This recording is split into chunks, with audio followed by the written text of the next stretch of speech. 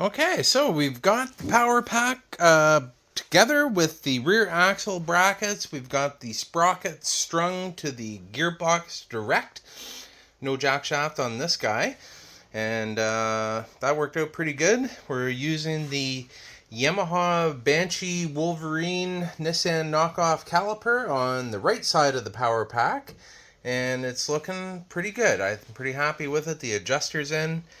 The cable looks like it's going to route, parking brake cable is going to route quite nicely underneath the engine plate.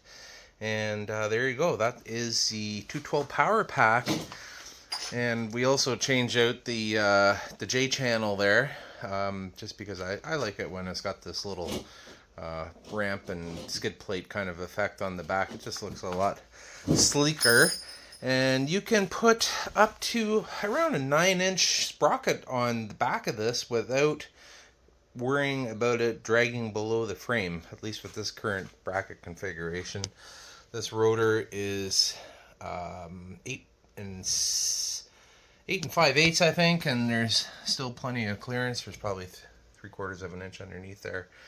So yeah, so there you have it. So this is going to give you about a 5-to-1 gear reduction.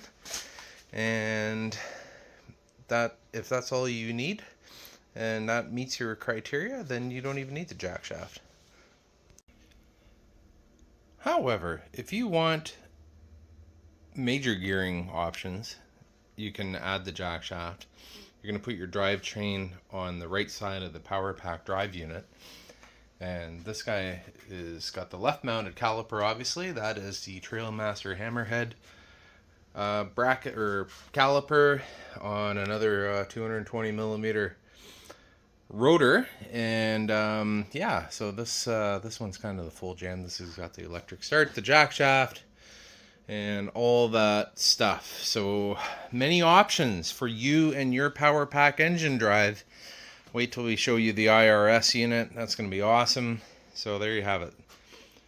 Get yours today at ecocycle.ca.